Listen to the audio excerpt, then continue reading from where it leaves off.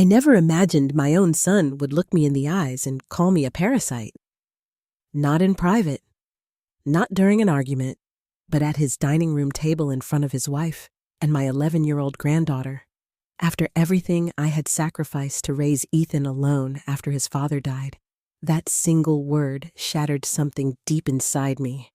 I left their house, fighting back tears, convinced I had just experienced the worst moment of my life. I was wrong, because a few hours later, a phone call in the middle of the night revealed a secret so devastating that it would change everything I thought I knew about my son. Ethan wasn't just hiding problems. He was hiding a mountain of debt that was about to bury our entire family.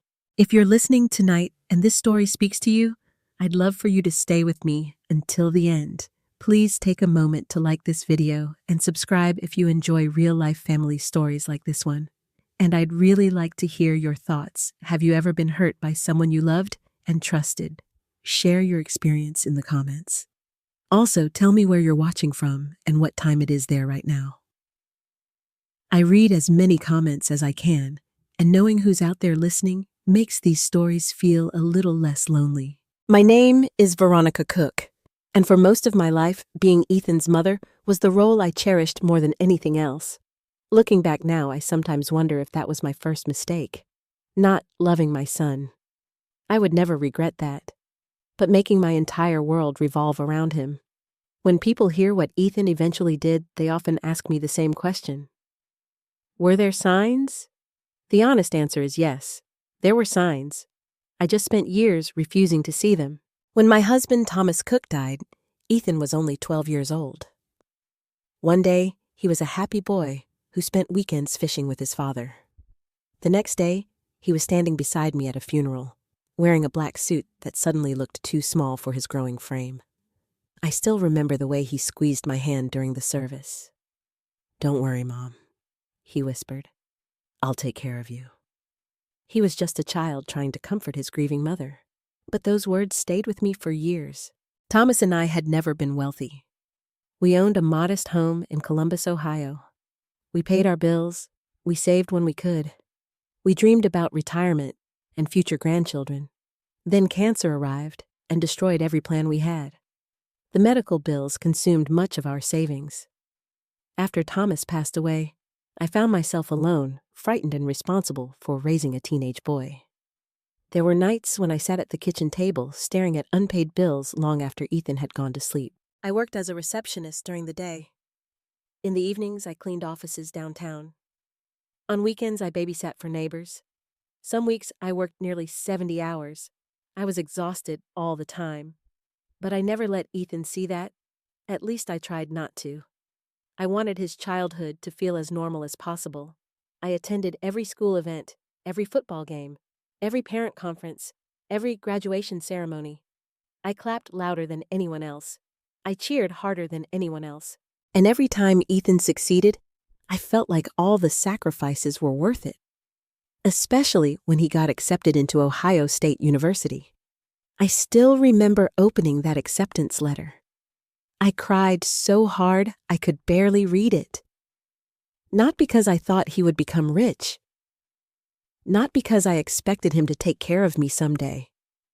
I cried because it meant his future would be bigger than mine had ever been. To help pay for college, I sold Thomas's fishing boat. The boat had been my husband's favorite possession. Selling it felt like losing a piece of him all over again. But I never told Ethan that. I simply handed him the money and said, "Your father would have wanted this." And I meant it. Years passed. Ethan graduated, found a good job, eventually started a small consulting business. Then he met Melissa. I liked her immediately. She was intelligent, kind, and patient. Most importantly, she genuinely loved my son. Their wedding was one of the happiest days of my life. As I watched Ethan standing at the altar, I felt something close to peace. I had done it. I had gotten him safely into adulthood. Everything after that was supposed to be easier. When Sophie was born 2 years later, my heart expanded again. Being a grandmother was different from being a mother. There was less pressure, more joy. I adored that little girl from the moment I first held her. For several years, our family felt close. Not perfect, but close. Sunday dinners, birthday celebrations, Christmas mornings, family vacations to nearby lakes. The ordinary moments that become precious later. If someone had told me then that Ethan would one day call me a parasite, I would have laughed in disbelief. Because back then, he wasn't that person. Or at least, I didn't think he was. The first changes were subtle. So subtle that I ignored them. Ethan became busier. That made sense. His business was growing. He had employees depending on him. A mortgage, a wife, a daughter, responsibilities. I told myself that adulthood simply left less time for family. Then he started canceling plans. At first it was occasional, then frequent, then constant. Sorry, Mom. Work emergency.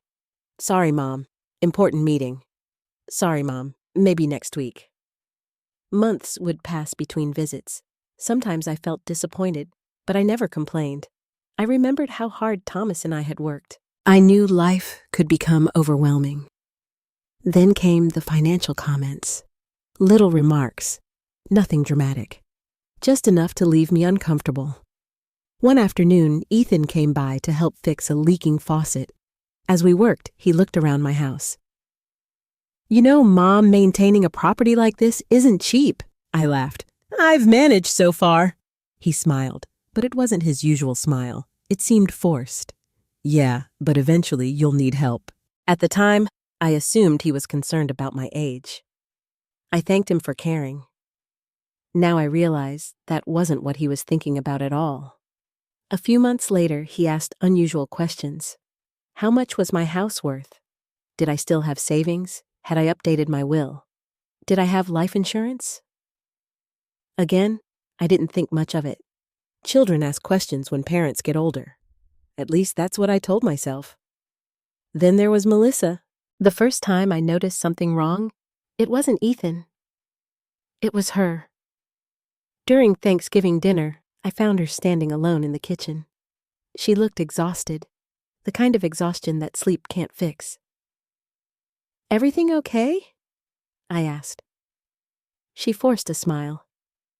Just tired. But her eyes immediately moved toward Ethan, almost as if she was checking whether he could hear us. That moment stayed with me, not because of what she said, because of what she didn't say. After that, I began noticing more. Arguments that stopped when I entered a room. Tension behind smiles. Anxiety hidden beneath normal conversations. Sophie became quieter too. Less energetic, less carefree. Something was happening inside their home. I could feel it, but every time I asked, Ethan brushed it aside. Everything's fine, Mom. Those words became his favorite answer. Everything's fine. Everything's fine. Everything's fine. The more he repeated it, the less I believed him. Then one afternoon, about 6 months before that terrible dinner, Ethan unexpectedly asked if I had ever considered downsizing. I remember laughing.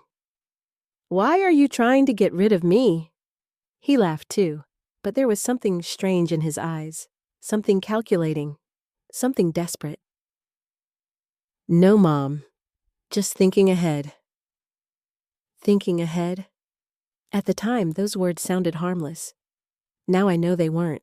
Because while I was remembering the little boy who promised to take care of me after his father died, my son was already carrying secrets so dangerous they threatened to destroy everything our family had built. And I still had no idea that the worst was coming. 6 months later, Ethan would invite me to dinner. A dinner that would change all our lives forever. 6 months later, Ethan called me on a Tuesday afternoon. At first, I almost didn't answer. Not because I was upset with him. I simply assumed he was busy, and when Ethan called these days, it usually meant he needed something quick, a recipe, a recommendation, or information about an old family document. But something made me pick up. Hi, sweetheart. His voice sounded strangely cheerful. Hey, Mom. For a moment, he sounded like the son I remembered. The son who used to call just to talk. The son who once couldn't wait to tell me every little detail about his life. "How are you?" he asked. I smiled. "I'm good. How about you?" "Good. Really good." The answer came too quickly. I noticed it immediately. Still, I ignored the feeling. Mothers become experts at ignoring uncomfortable feelings. We call it optimism. Sometimes it's denial. "Melissa and Sophie are doing great too," he added. "That's wonderful." Then came a brief silence. Ethan." "Yeah." "What's going on?" He laughed softly. "What do you mean? You never call in the middle of the workday just to ask how I am." Another pause. Then he said something that instantly warmed my heart. "Mom, how would you feel about coming over for dinner this Friday?" I nearly dropped the phone. It had been months since he'd invited me over without a holiday or special occasion. "Really?" "Yeah. I'd love that." "Great." His enthusiasm sounded forced. I noticed it, then ignored it. Again. "Is there a special occasion?" I asked. "No." Another pause. "There's just something we need to talk about." The words immediately changed the mood. Something we need to talk about. I repeated them silently. "What kind of something?" "Oh, nothing bad." The speed of his response made me suspicious. "It's just family stuff." Family stuff. Not exactly reassuring. Still, I told myself not to overthink it. Maybe they were planning a move. Maybe Melissa was pregnant. Maybe they wanted advice about Sophie. There were dozens of possibilities. I chose the positive ones. After we hung up, I found myself smiling for the first time in days. Maybe things were finally getting better. Maybe all the distance between us had simply been stress. Maybe this dinner was Ethan's way of reconnecting. By Friday afternoon, I felt genuinely excited. I spent far too long deciding what to wear. Not because I wanted to impress anyone, because I wanted the evening to feel special. I baked Sophie's favorite chocolate chip cookies. I picked up a small bouquet of flowers for Melissa. Then I drove across town toward their neighborhood. As I pulled into the driveway, I immediately noticed something strange. Ethan's SUV was parked crookedly. That wasn't like him. He was normally meticulous, almost obsessive about details. The garage door was halfway open. Several cardboard boxes sat inside. At first, I assumed they were cleaning. But something about the scene felt chaotic. Unfinished, hurried. I shook the feeling away and walked to the front door. Melissa answered. The moment she saw me, she forced a smile. Forced, not natural, not relaxed. Forced. "Hi, Veronica." I hugged her. She hugged me back, but there was tension in her body, the kind people carry when they've been worried for too long. "You look tired," I said gently. She laughed. "Long week." That answer sounded familiar. Too familiar. Everyone in that house seemed to be having long weeks lately. As I stepped inside, I noticed Sophie sitting on the couch. Usually she would run to greet me. Tonight, she barely looked up from her book. "Hi, Grandma." Her smile was small, careful. Something was definitely wrong. Then Ethan appeared. For a moment, my heart lifted. He looked happy to see me, genuinely happy. He hugged me tightly, maybe too tightly. "Glad you came, Mom." Of course I came. He released me and immediately checked his phone. The movement was quick, automatic, compulsive. The screen lit up. His face changed. Then he locked the phone and slipped it into his pocket. All within 2 seconds. I pretended not to notice. Dinner preparations continued. Melissa worked quietly in the kitchen. Ethan wandered in and out of the room. Sophie remained unusually silent. The entire house felt tense, like a stage before a performance. Everyone waiting for something, no one saying what it was. At one point, I joined Melissa in the kitchen while Ethan stepped outside to take a call. "Can I help with anything?" I asked. She shook her head. "I've got it." Then she glanced toward the backyard, toward Ethan, toward the glass door, and something flashed across her face. Fear. It vanished almost immediately, but I saw it. "What is it?" I asked softly. "What is what?" "Melissa." She looked down at the cutting board, then back up. For a second, I thought she might tell me something. Anything. Instead, she smiled. "I'm fine." Fine. Another lie. Everyone was fine. Everyone except nobody seemed fine. A few minutes later, Ethan returned. His smile looked slightly strained. He checked his phone again. Then again. Then again. During dinner, it became impossible not to notice. Every few minutes, his screen lit up.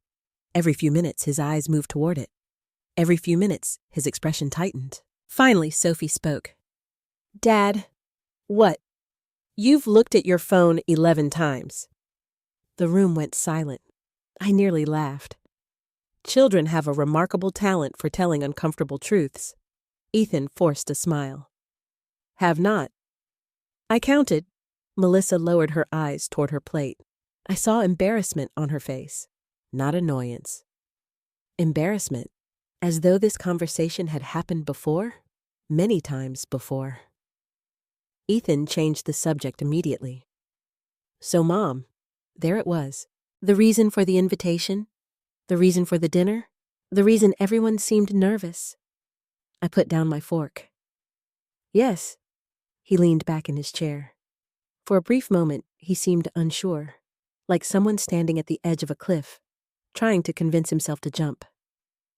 "I wanted to talk about the future." The future. The phrase sounded harmless, yet something about the way he said it made my stomach tighten. "What about it?"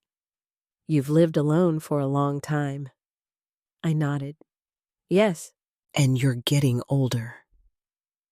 Melissa closed her eyes. Only for a second, but I noticed. A warning signal. Something was coming. Something bad.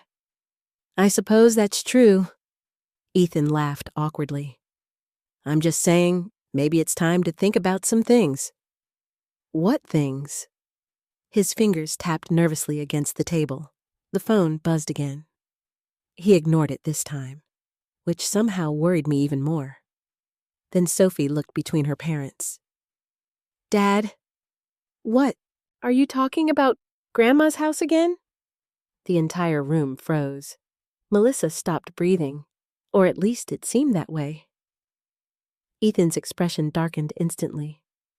"Sophie." "What?" "We talked about this." The little girl looked confused. I thought everybody already knew. Melissa quickly interrupted. "Sweetheart, why don't you go finish your homework?" "But I already—" "Please." The word came out sharper than intended. Sophie stood slowly, then left the room. The moment she disappeared upstairs, silence settled over the table. Heavy silence. Dangerous silence. I looked at Ethan, then Melissa, then back at Ethan. My instincts were screaming now. Something was very wrong, and somehow, my house was involved. Ethan took a deep breath, then another. Finally, he looked directly at me. The expression in his eyes wasn't anger. Not yet. It wasn't frustration either. It was something much more alarming. Desperation. The kind of desperation people carry when they're running out of options. And as I sat there looking at my son, I suddenly realized that whatever conversation he had invited me over for, it wasn't going to be pleasant, not even close. In fact, I had the unsettling feeling that my life was about to change. I just had no idea how badly. For a few seconds after Ethan mentioned my house, nobody spoke. The silence felt heavy enough to crush the air out of the room. I looked at my son. He looked back at me, and suddenly I realized something that chilled me. This conversation had been rehearsed. Not by everyone, by Ethan. He had planned this. The invitation, the dinner, the awkward smiles, the nervous glances, even Sophie's sudden removal from the room. All of it. He hadn't invited me here to reconnect. He had invited me because he wanted something. Something important. Something expensive. Ethan, I said quietly, what does my house have to do with this? His jaw tightened. For a moment, he seemed unsure how to begin. Then he leaned forward. Mom, I think it's time we have an honest conversation. The words sounded reasonable, almost caring. But something underneath them felt cold. What kind of conversation? About your future. I folded my hands together. My future seems to be a popular topic tonight. Melissa stared down at her plate. She hadn't touched most of her food. That alone told me more than words ever could. Ethan?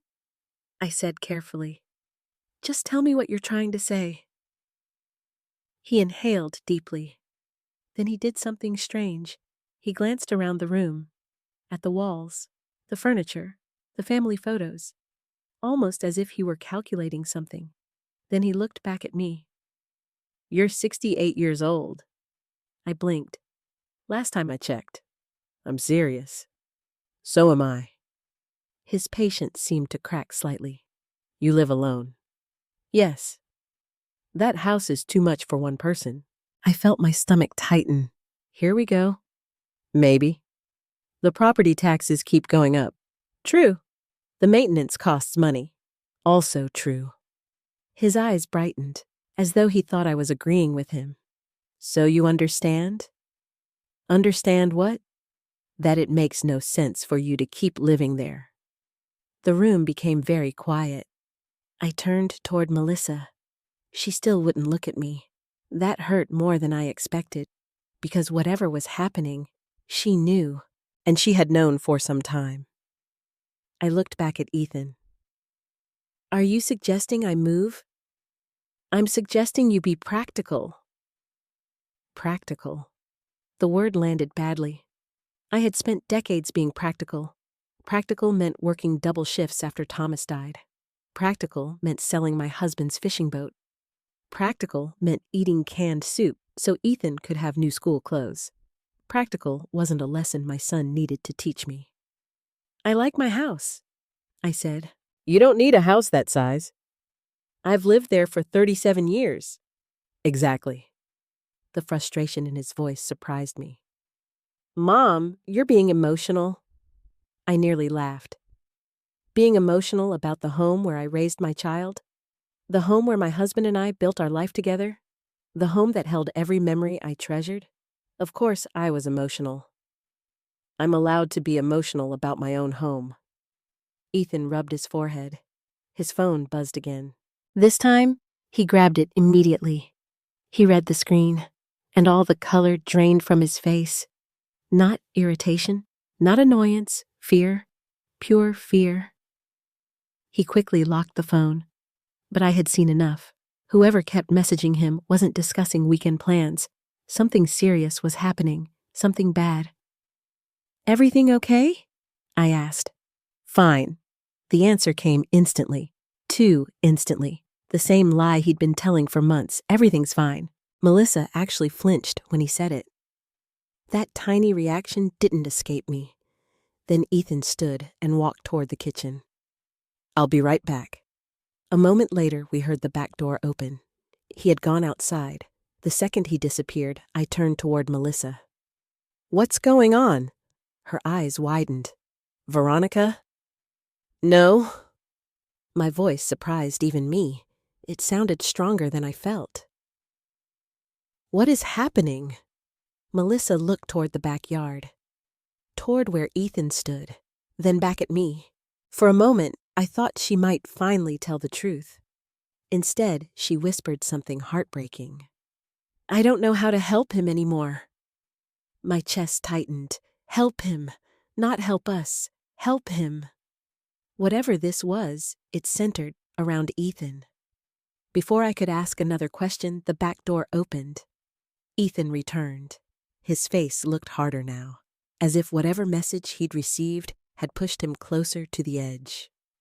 He sat down heavily, then looked directly at me. "Mom, let's be realistic."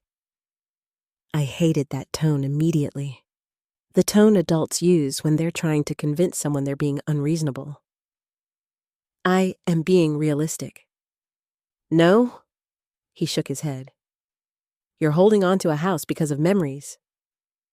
I stared at him. "That's part of what homes are. You could sell it." "There it is." The words slipped out before I could stop them. His expression darkened. "There what is?" "The real reason you invited me." For the first time all evening, neither of us pretended. Neither of us smiled. Neither of us hid behind polite conversation. "You want me to sell my house?" His silence was answer enough. I felt something sinking inside me. A deep disappointment. Not because he asked, because he lied to get me here. "Ethan," my voice softened. "If you needed financial advice, you could have just asked." "You don't understand?" "Then explain." "Fool. You have hundreds of thousands of dollars tied up in that property." The words hit me like a slap. Not because they were wrong, because of how he said them. Not as a son, as someone evaluating an asset, a resource, a solution. That house isn't an investment account. It could solve a lot of problems. There it was again. Problems. The word kept appearing, yet he refused to explain them. "What problems?" He looked away. "Just financial pressure." "How much pressure?" "That's not the point." "It absolutely is." His fingers clenched into fists. "Mom!" "No," I interrupted him. "You've spent the entire evening talking around something." I leaned forward. "What is happening?" For a second, I saw genuine panic flash across his face. Then anger quickly replaced it. Defensive anger. Dangerous anger. The kind people use when they feel trapped. "I work myself to death." The statement came out of nowhere. "I provide for my family." I blinked. "What does that have to do with—" "I pay bills." His voice grew louder. "I carry all the responsibility." Melissa lowered her head. I noticed tears forming in her eyes. Something inside me began screaming that this conversation was heading somewhere terrible. "Ethan, I sacrifice everything." "Ethan, and meanwhile, you sit in that big house all by yourself." The room froze. Every instinct told me to leave, to stand up, to walk out. But I couldn't. Not yet. Because I still didn't understand. "What are you saying?" His eyes locked onto mine. Hard. Cold. Almost unrecognizable. Then the words came. The words that would replay in my mind for months afterward. The words that shattered something inside me. "I'm saying that everybody else has to struggle while you just take." My heart stopped. Take what I stared at him. Certain I had misunderstood. But Ethan wasn't finished. Not even close. Years of fear, stress, pressure, and hidden secrets were exploding out of him. And somehow, I had become the target. The next words that left my son's mouth would change our relationship forever. "I'm saying that everybody else has to struggle while you just take." The words echoed through the dining room. For a moment, I honestly thought I had misheard him. "Take?" I stared at my son, the boy I had raised, the boy I had sacrificed everything for, the boy whose future had always mattered more to me than my own comfort. "Take what?" I asked quietly. Ethan laughed. It wasn't a pleasant laugh. It was bitter, sharp. The laugh of someone carrying years of resentment. "Come on, Mom." "No." I shook my head. "Tell me." His eyes hardened. "You sit on a valuable asset while the rest of us work ourselves into the ground." I felt something break inside me. Not anger. Not yet. Something sadder. Disappointment. Profound disappointment. You're talking about my home. I'm talking about reality. I looked toward Melissa. She had tears in her eyes now, not because she agreed with him, because she knew he was losing control, and she couldn't stop it. Ethan, I said carefully, that house belongs to me. You only need 2 rooms. The cruelty of the statement stunned me. Not because of the words themselves, because of the way he said them. Cold, calculating, like he was evaluating square footage rather than speaking to his mother. I swallowed hard. That house is my home. It's an asset.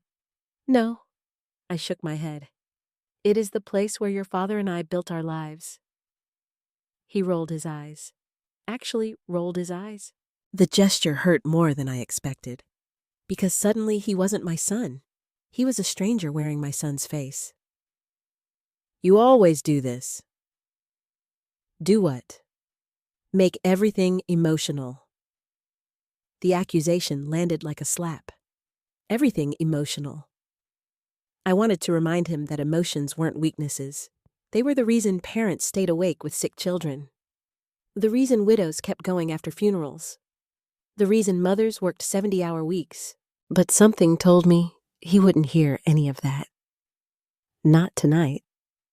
Tonight, he wasn't listening. Tonight, he was desperate, and desperate people rarely listen. Ethan, my voice remained calm. Are you having money problems? The question hit him harder than I expected. For a split second, panic flashed across his face. Then anger returned. That's not the point. It is if you're asking me to sell my house. I didn't ask you to sell it. The lie came so quickly it almost made me laugh. You've spent an hour explaining why I shouldn't keep it. He opened his mouth, then closed it. Because we both knew I was right. Silence filled the room. Then Melissa finally spoke. Ethan. Her voice trembled. Maybe we should stop. No. His answer was immediate. We need to talk about this. The way he said we bothered me, because this wasn't about us. This was about him, and everyone in the room knew it. Hey, Ethan, Melissa whispered. Please. He ignored her. Then he turned back to me. Do you know how much pressure I'm under? The question surprised me, because beneath the anger, I heard something else. Fear. Raw fear. I had heard it before, years ago, when he was a little boy afraid of failing a math test, when he was a teenager worried about college applications, when Thomas died and he thought our world was ending. Fear always sounded the same. No matter how old you were. Tell me, I said softly. For a moment, I thought he might. For a moment, I thought the truth was finally coming. Instead, he stood abruptly. His chair scraped across the floor. I work non-stop. Nobody responded. I sacrifice everything. Still, nobody responded. I've carried this family for years. Melissa closed her eyes, and that's when I knew. Whatever burden Ethan was carrying, Melissa had heard this speech before, many times. The speech wasn't for us. It was for himself. He was trying to justify something, trying to convince himself he wasn't responsible, trying to build a case where he was the victim. I suddenly remembered something Thomas once told me, years ago. People usually get loudest when they're hiding the truth. At the time, he had been talking about a dishonest coworker, but the memory came back now with startling clarity. Because Ethan wasn't acting like a man telling the truth. He was acting like a man trying to bury it. The phone buzzed again. This time it buzzed repeatedly. 3 times. 4, 5. His face lost all color. He grabbed the device immediately, then walked into the hallway.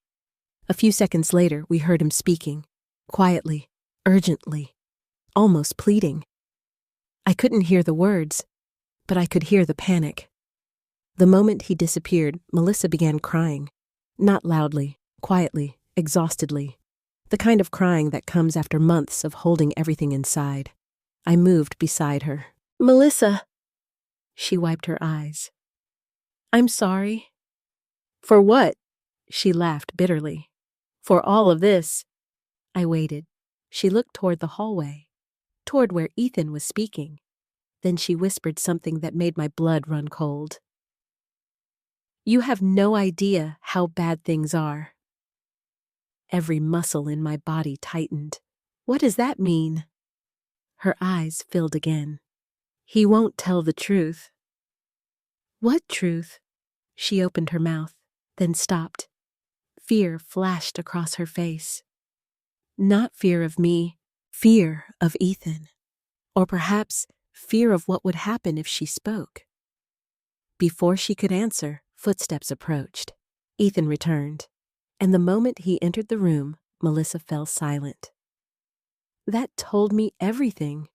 Not the details, but enough.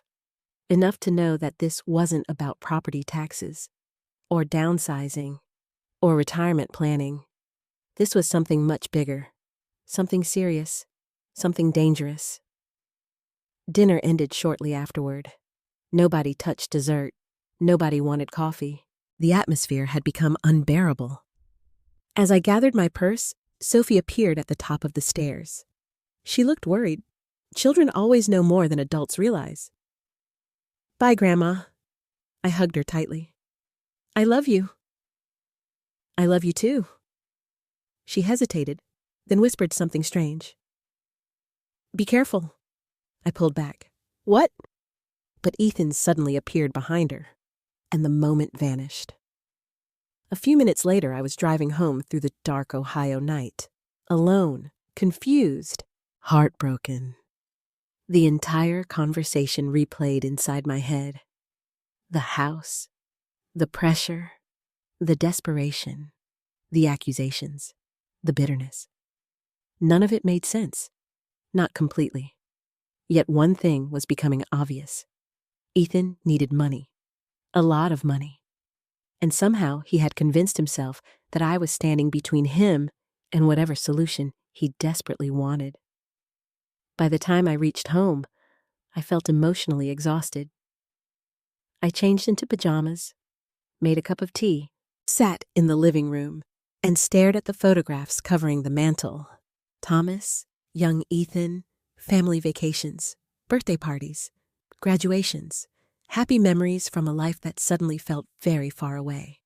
Around midnight, I finally went to bed. Sleep came slowly.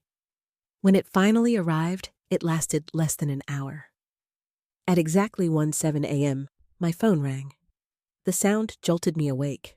My heart immediately started pounding. Nobody calls at 1 in the morning with good news. I grabbed my glasses and checked the screen. Unknown number. For a moment, I considered ignoring it. Then the phone rang again, and again. Something felt wrong, very wrong, so I answered. "Hello." There was a brief pause. Then a man's voice spoke.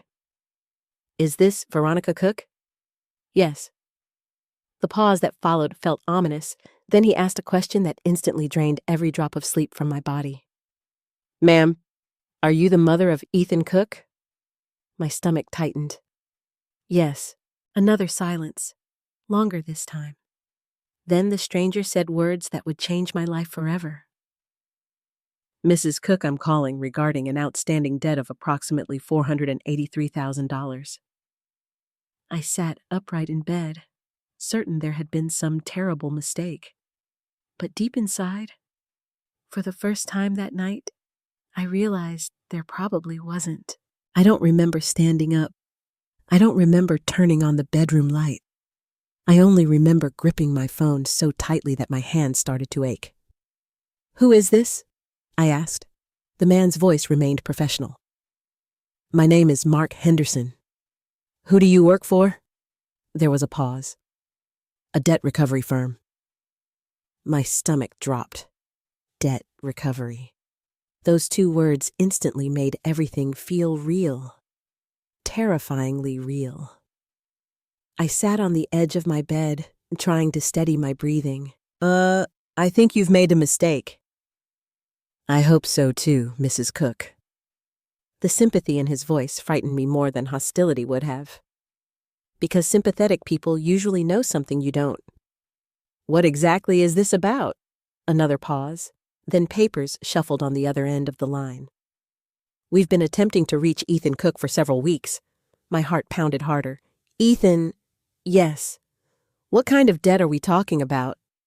The answer arrived like a hammer. Multiple loans, lines of credit, and secured obligations, totaling approximately $483,000. I felt physically ill, almost $500,000. My son owed nearly $500,000. No. The word escaped automatically. No, that's impossible. I'm sorry, Mrs. Cook. You're wrong. I stood and began pacing. Ethan owns a business. Yes. He has a house. Yes. He has investments. I understand. No, you don't understand. My voice cracked. That's not possible! Because it wasn't. At least not in the version of reality I understood. Ethan wasn't reckless. Ethan wasn't irresponsible. Ethan wasn't the type of man who accumulated $500,000 in debt. Was he? The question hit me harder than I expected, because suddenly I wasn't sure anymore. Not after dinner, not after the desperation in his eyes, not after the way he kept checking his phone. What does any of this have to do with me? I asked. Silence. Long silence. Too long. Then Mark spoke carefully. Mrs. Cook, your name appears on several documents connected to these accounts. The room started spinning. My name? Yes. No. I stopped pacing. That's impossible. I'm afraid it isn't. My pulse thundered in my ears. What kind of documents? Another shuffle of papers, then words I never expected to hear. Property-related documents? I couldn't breathe. For a second, I genuinely couldn't breathe. My property, Mrs. Cook, are you the owner of a residence on Willow Creek Drive? The address hit me like a bullet. My house. My home. The place Thomas and I had bought nearly 40 years ago. The place where Ethan grew up. The place Ethan wanted me to sell. My knees nearly gave out. I sat back down on the bed. Slowly, carefully, as though any sudden movement might shatter the world around me. What kind of documents? I whispered. I'm not authorized to discuss every detail, but your property appears in several filings connected to outstanding obligations. I closed my eyes. My entire body went cold. What are you saying? The answer came gently, too gently. I'm saying you should review your financial records immediately. The call ended 10 minutes later. I barely remembered the rest of the conversation. By the time I hung up, it was almost 2 a.m. Sleep was impossible. I sat in the darkness staring at the wall, trying to make sense of what I'd heard. $500,000. Debt collectors, property filings, my name, my house. Nothing fit together. Nothing made sense. Yet deep down, a terrible suspicion was beginning to grow. A suspicion I desperately wanted to reject. Because the only explanation was one I couldn't bear to consider. Ethan. The thought alone made me feel sick. No, he wouldn't do that, would he? I stood and walked downstairs. The old grandfather clock in the living room showed 2:17 a.m. The house felt unusually quiet. Heavy. Like it was holding its breath. Without fully understanding why, I walked toward the hallway closet. Inside were several boxes containing decades of paperwork. Insurance records, tax documents, mortgage statements, bank correspondence, everything I had saved over the years. Thomas used to joke that I could survive an audit from the federal government, 3 banks, and the IRS simultaneously. I was organized, painfully organized. Normally, I would have waited until morning. Not that night, That night, something inside me needed answers. Immediately. I carried the first box into the dining room, then another, then another. By 3 in the morning, documents covered nearly every surface. I began sorting. Mortgage statements, property taxes, Insurance renewals, utility bills, bank notices. Most were exactly where they should be. Then I noticed something strange. A gap. Not in dates, in memory. I found myself staring at an empty section of one file. There should have been letters there. Several letters. I distinctly remembered seeing them arrive months earlier. Maybe even years. Yet now they were gone. I frowned. Perhaps I had filed them elsewhere. I searched. Nothing. Then another missing document appeared, and another, and another. The pattern was impossible to ignore. Certain pieces of correspondence had vanished. Not random papers, financial papers, property-related papers. My pulse quickened. Suddenly, I remembered something. About 18 months earlier, Ethan had stopped by while I was gardening.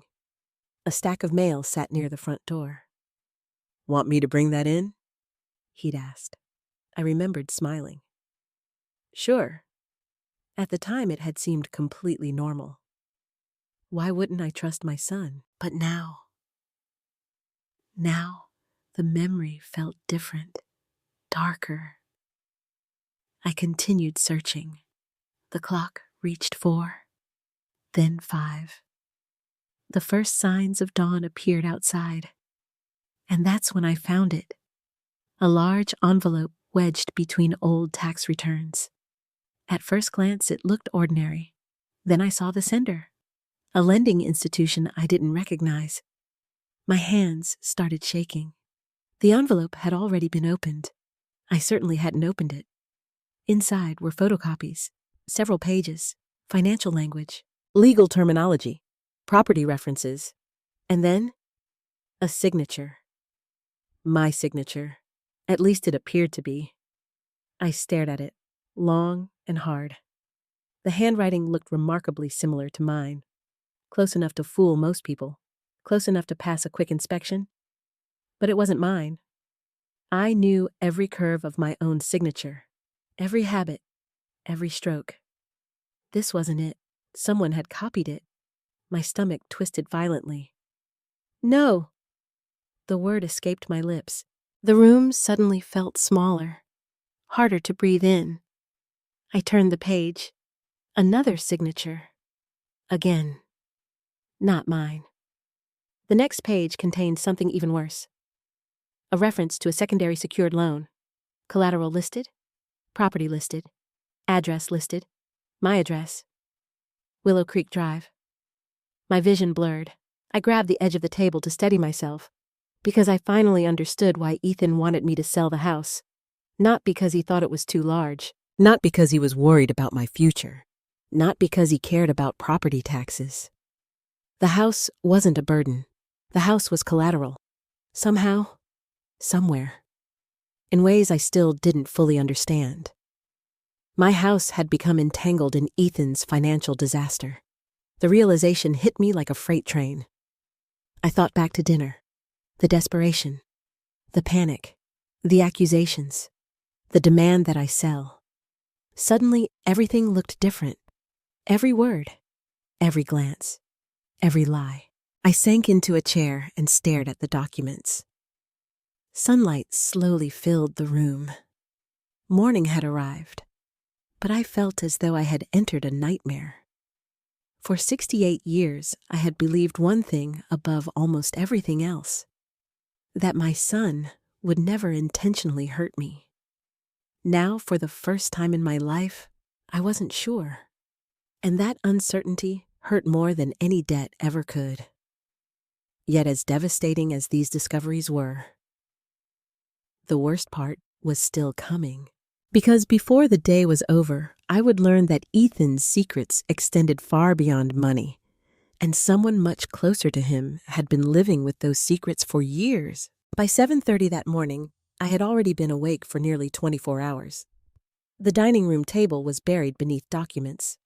Coffee sat untouched beside me. The sun was shining through the windows. Yet I felt as though I were trapped in darkness. Every time I looked at the papers, I saw the same thing. My address, questionable signatures, references to loans I had never approved, and Ethan's shadow hanging over all of it. I wanted answers, not guesses, not assumptions, answers. I considered calling Ethan immediately. Part of me desperately wanted to. I wanted to hear him explain everything.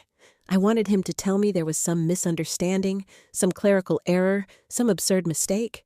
But another part of me knew better. The same part that had watched him panic over his phone during dinner. The same part that had heard him call me a burden. If I confronted him now, he would lie. Maybe not because he was evil, maybe because he was terrified. Terrified people lie. I had learned that much already. So instead of calling Ethan, I called someone else. Melissa. My finger hovered over her name for several seconds. Then I pressed dial. She answered almost immediately, which told me something. She wasn't sleeping much either. Veronica? Her voice sounded exhausted. Hi, Melissa. A pause. Is everything okay? No, nothing was okay. But I didn't say that. I was wondering if we could meet. Silence, then a long exhale. When? As soon as possible. Another pause. Okay. No hesitation, no excuses, no delays. Just okay. That response told me even more. An hour later, we met at a small coffee shop across town. A quiet place neither Ethan nor his friends ever visited. Melissa arrived looking worse than she had the night before. Dark circles beneath her eyes, shoulders slumped. The expression of someone carrying a weight that never disappeared. For a moment, neither of us spoke. Then she looked directly at me and said something unexpected. I'm sorry. The words came out broken, almost whispered. I stared at her. For what? Her eyes filled immediately. For not telling you sooner. A chill ran through me. Not telling me sooner. The phrase confirmed everything. She knew. She had known. Maybe not everything. But enough. I folded my hands together. Melissa. My voice remained calm, at least on the surface. I need the truth. Her eyes dropped to the table. For several seconds, she simply stared at her coffee. Then she nodded. Slowly, like someone accepting a difficult reality. I know. And then she began talking. At first, the story came out in pieces, small fragments, broken memories, half-finished sentences, but eventually a picture began forming. A very ugly picture. It had started nearly 4 years earlier. Ethan's consulting business hit a rough period. Several major clients left. Revenue dropped. Expenses didn't. At first, the problem wasn't catastrophic. Many businesses experienced setbacks. The issue wasn't the setback. The issue was Ethan's reaction to it. He couldn't accept failure, Melissa said quietly. I frowned. What do you mean? He thought one bad year would destroy everything. She looked out the window. He became obsessed with fixing it immediately. I listened carefully, because for the first time, someone was finally explaining what had happened. According to Melissa, Ethan began making increasingly risky decisions. Aggressive investments, speculative business ventures, high-interest loans, promises of quick profits. At first, some of them actually worked, which made things worse. Success encouraged bigger risks. Bigger risks led to bigger losses. Then Ethan started borrowing, not because he needed money immediately, because he believed every new investment would recover the previous loss. The classic trap. One more deal, one more opportunity, one more chance, until eventually the hole became too deep. How bad is it? I asked. Melissa laughed bitterly. How bad do you think it is? I didn't answer, because I already knew part of the answer. $483,000. The number still echoed in my mind. She saw my expression, then her eyes widened. What? I hesitated, then told her about the phone call. Every word, every detail, every terrifying revelation. As I spoke, the color drained from her face. By the time I finished, she looked physically sick. Oh my God. The whisper barely escaped her lips. You didn't know? She shook her head. No. The answer sounded genuine, and that surprised me. Because until that moment, I wasn't sure whether Melissa was another victim or a willing participant. Now I knew. She was drowning too. Melissa, I leaned forward. How much do you know? Tears appeared instantly. Not enough. The answer broke my heart. Because it sounded true. She wiped her eyes, then continued. Over the past 2 years, Ethan had become increasingly secretive. Passwords changed, accounts hidden, credit cards opened without discussion, bills intercepted before she could see them, financial statements disappearing. The more questions she asked, the angrier Ethan became. He always had an explanation.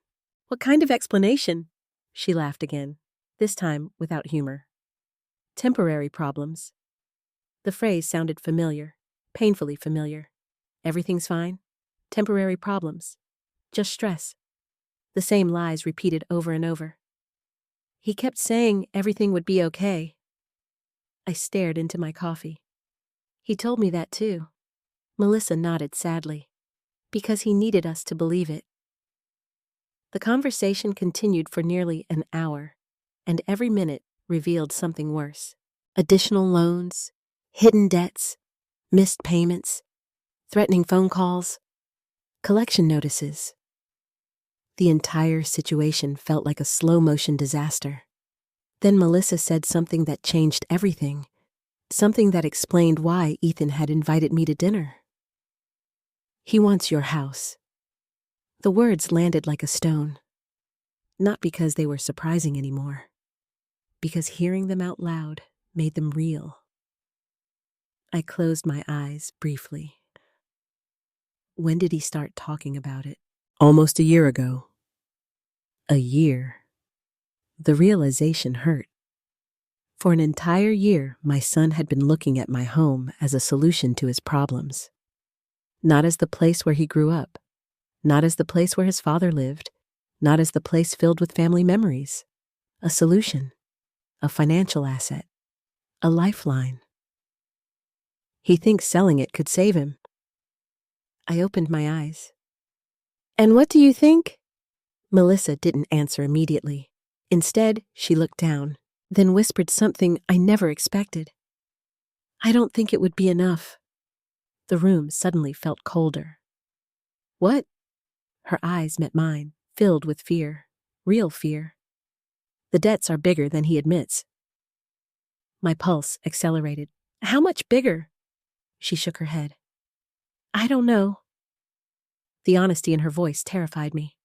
Because if even Melissa didn't know, then things were worse than I imagined. Much worse. Then another thought occurred to me, a disturbing thought. One I had been avoiding all morning. I reached into my purse, pulled out one of the copied documents, and slid it across the table. Melissa looked down. Her eyes widened immediately. Where did you get this? That's not important. I pointed at the signature. Have you ever seen this before?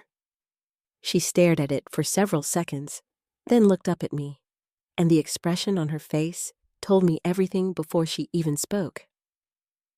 Oh, God. Melissa. Her voice trembled. I think I've seen papers like this. My heart nearly stopped. What papers? The answer came slowly, painfully, like she wished she could take it back.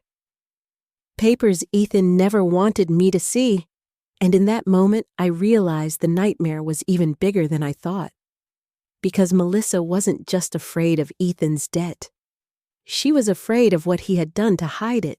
I barely remembered driving home after meeting Melissa. The entire conversation replayed in my head like a broken record. The hidden debt, the lies, the missing documents, the forged signatures, and perhaps, most painful of all, the realization that Melissa had been carrying this burden almost alone for years. I felt angry, not only at Ethan, at myself, because the warning signs had been there. The strange questions about my finances, the sudden interest in my house, the nervous behavior, the constant excuses. I had seen everything and still convinced myself that everything was fine. By the time I reached home, my emotions were so tangled that I couldn't tell where grief ended and anger began. I spent most of the afternoon reviewing documents again, looking for anything I might have missed. Every new page seemed to confirm the same terrifying reality. Somehow, my son's financial collapse had become connected to my home. I didn't yet understand the full picture, but I was getting closer, and I suspected Ethan knew it.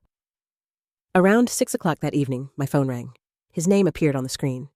Ethan. For several seconds, I simply stared at it. Then I answered. Hello. Silence. A brief pause. Then his voice. Mom. The words sounded unusually soft, almost cautious. Yes.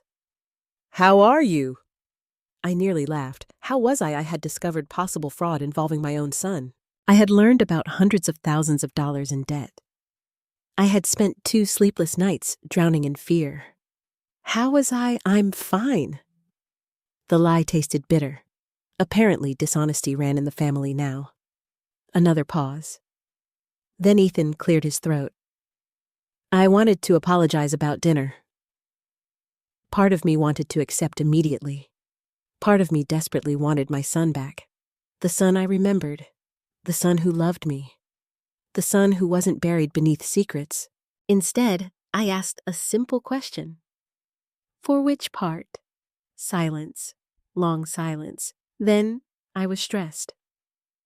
Not an apology, an explanation, a justification. I closed my eyes. Ethan. Yeah. Is there something you need to tell me? The air on the line changed instantly. I felt it. The same tension, the same fear, the same desperation. What do you mean? I almost smiled. Another question answered with a question. Another avoidance. Another escape route. Nothing. His relief was almost audible.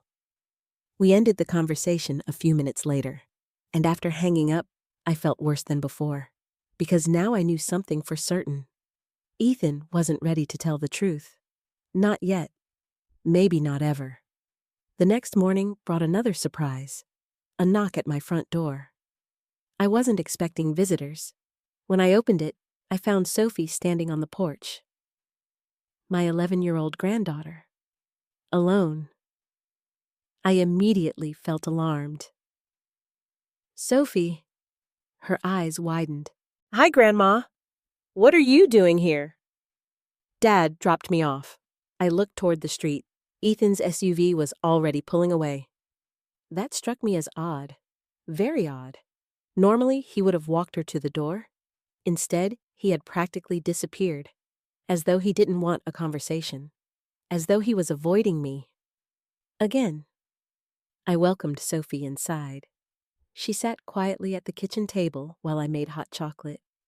For several minutes, neither of us spoke. Then I noticed something unusual. She looked worried, not the way children worry about school, or friends, or homework. This was deeper, heavier, adult worry trapped inside a child's face. Sophie? She looked up. Yes. Is everything okay? Immediately her eyes dropped. That reaction alone told me enough. Children aren't good liars, especially children who have been carrying too much stress. I don't know. My heart hurt. I sat beside her. What do you mean? She twisted her fingers together nervously. Mom and Dad fight a lot. The confession came quietly, almost ashamed, as though she were revealing a family secret. I wrapped an arm around her shoulders. I'm sorry, sweetheart. They never used to. I nodded. I know. Her eyes filled with tears. Did I do something wrong? The question nearly broke me. No. The answer came instantly. Absolutely instantly. No, Sophie, none of this is your fault. She looked relieved.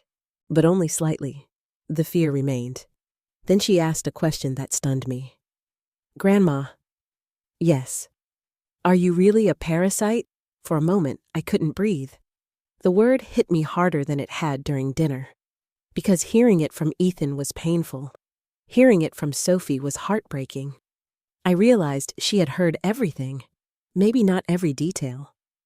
But enough. Enough to carry that poison inside her. I took her hands gently. Sophie. She looked at me. Do you know what that word means? She nodded slightly. It means somebody who uses other people. I swallowed, then smiled softly. Do you think that's who I am? She immediately shook her head. No. The answer came without hesitation, and somehow that made tears sting my eyes. No, sweetheart. I squeezed her hand. I'm not. She seemed relieved, but the sadness remained. Children often understand more than adults realize. Not facts, emotions. She could feel that something was terribly wrong, even if she didn't know exactly what. We spent the rest of the morning baking cookies, watching old movies, trying to create a normal day. For a few hours, it almost worked. Almost. Then shortly before Ethan arrived to pick her up, Sophie suddenly remembered something. Oh! She jumped off the couch. What? I forgot. Forgot what? She hesitated, then ran upstairs to the guest room where she sometimes stayed. A minute later, she returned holding a large manila envelope. My pulse immediately quickened. What's that? She handed it to me. I think it's important. The envelope felt thick, heavy, old. My instincts instantly went on alert. Where did you get this? Sophie looked uncertain, then answered. From Dad's office. Every muscle in my body tightened. What do you mean? She sat down beside me. About a month ago, I was looking for markers. My heart began pounding. And, I found this in the bottom drawer. The room suddenly felt colder, much colder. Did your dad know? She shook her head. No. Why did you take it? The answer was innocent, painfully innocent. Because he looked scared when he put it there. I stared at the envelope. My hands had started trembling. Children notice everything. Everything. Especially fear. What made you bring it to me? Sophie's face became serious. More serious than an 11-year-old should ever look. Then she whispered something that sent a chill down my spine. Because I think Dad doesn't want anyone to see it. The room fell silent. I looked down at the envelope, then back at Sophie, then down again. For several seconds, nobody moved. Somewhere deep inside me, I already knew. This wasn't going to contain good news. This wasn't going to solve anything. This was another piece of the nightmare, another hidden truth, another secret Ethan had buried. A secret so important that he had hidden it in the bottom drawer of his office. And now it was sitting in my lap, waiting. I forced a smile for Sophie's sake. But inside, dread was building, growing, spreading. Because every instinct I had was telling me the same thing. Whatever was inside that envelope, it was about to change everything. For several minutes after Sophie left, I simply sat there staring at the envelope. The house was quiet. Too quiet. The kind of silence that seems to press against your ears. I could hear the ticking of the kitchen clock, the hum of the refrigerator, my own heartbeat, nothing else. The manila envelope rested on my lap like a loaded weapon, because deep down, I already knew. Whatever was inside wasn't going to help Ethan. It wasn't going to explain away the debt. It wasn't going to reveal some innocent misunderstanding. No. This was going to make everything worse, much worse. I waited until Ethan arrived to pick up Sophie. I didn't want her anywhere near whatever was hidden inside. When his SUV finally pulled into the driveway, I watched from the living room window. Ethan looked exhausted, older, thinner.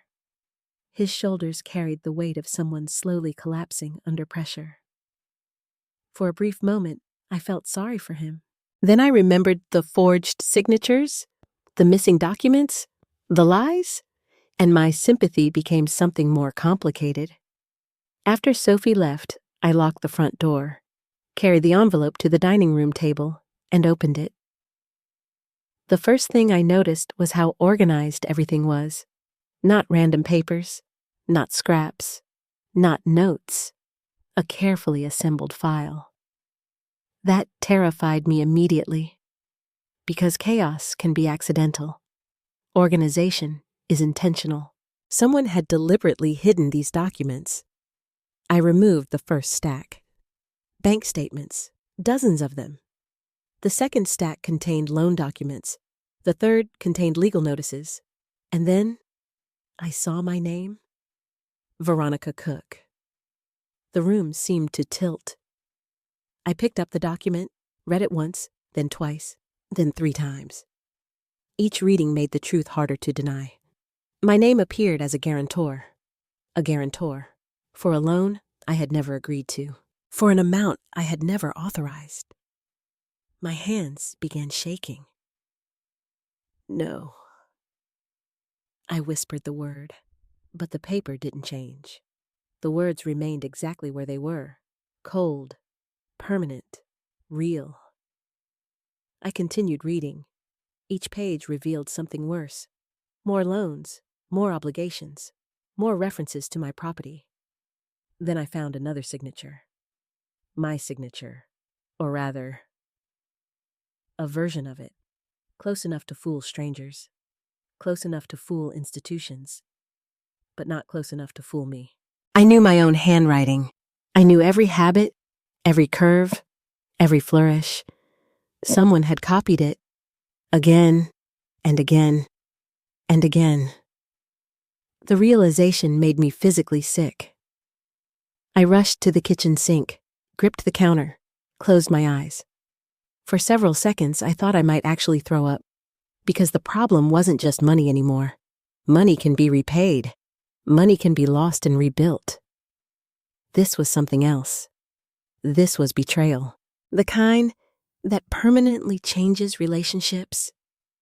The kind that destroys trust. I eventually returned to the table, forced myself to continue. And that's when I found her name, Vanessa Reed. The name appeared repeatedly. At first, I assumed she was a lender, then a lawyer, then an investor. The more I read, the less certain I became. But one thing was obvious. She was deeply involved. Very deeply involved. There were payment records connected to her. Transfers, contracts, correspondence. Thousands of dollars moving back and forth, sometimes tens of thousands. I grabbed a yellow legal pad and began making notes. Every mention, every date, every amount. The deeper I dug, the more disturbing the picture became. Over the next 3 hours, I reconstructed part of Ethan's hidden life. A life I never knew existed. The son I thought I knew had apparently spent years chasing increasingly risky business opportunities. Some succeeded, most failed. Each failure led to another gamble, another loan, another promise, another attempt to recover losses. The pattern was painfully clear. Ethan hadn't fallen into a hole. He had dug it himself, one decision at a time. Then I found something that made my blood run cold, a notice of potential foreclosure action. My address was listed, my house, my home, the place Thomas and I had built together, the place where Ethan took his first steps, the place where every Christmas memory lived, threatened. Because of debt I never created, I sat back in my chair, completely numb. For the first time since all this began, anger finally broke through the grief. Not explosive anger, not rage. Something colder, something steadier. I had spent days feeling confused, scared, heartbroken. Now I felt something new. Determination. Because regardless of how much I loved Ethan, I could not allow him to destroy my life. Not to save himself. Not for any reason. The realization hurt, but it also brought clarity. Around 5 o'clock that evening, my phone rang. Melissa. I answered immediately. Hello? Her voice sounded nervous. Veronica? Yes. I think I found something. My pulse quickened. What? There was a pause, as though she wasn't sure how much to say over the phone. Then she whispered, It's about Vanessa. I sat upright. What about her? I remembered where I'd heard the name.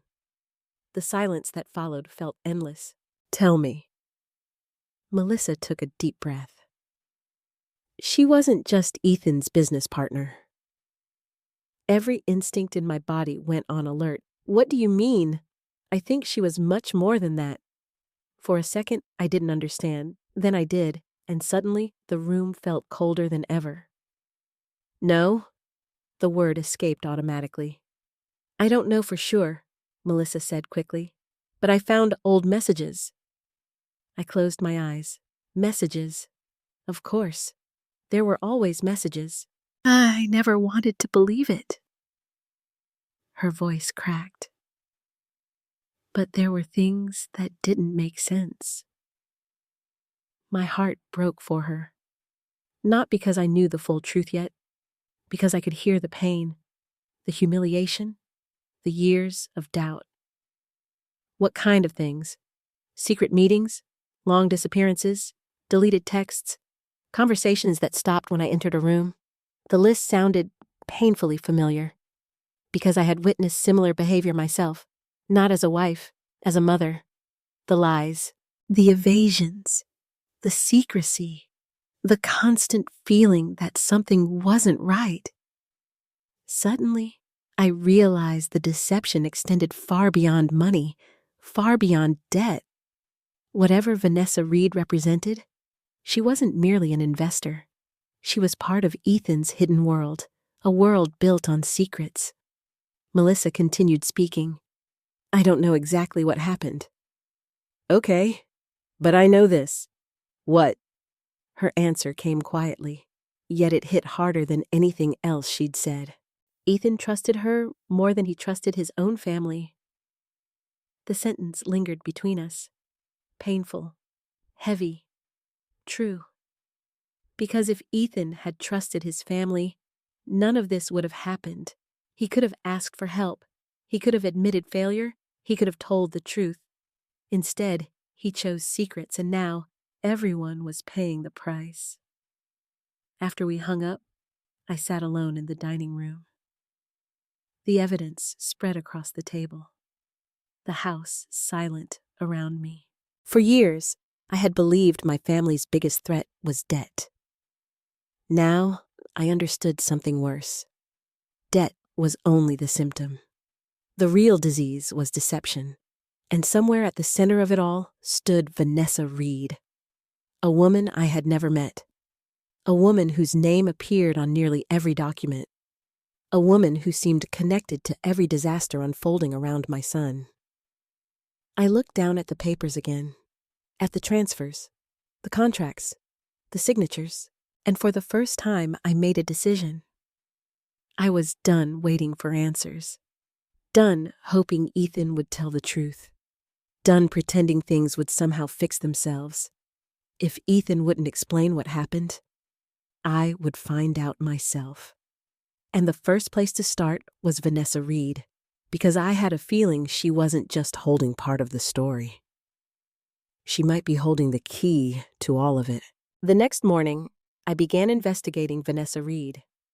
At 68 years old, I never imagined I would spend my retirement conducting amateur detective work.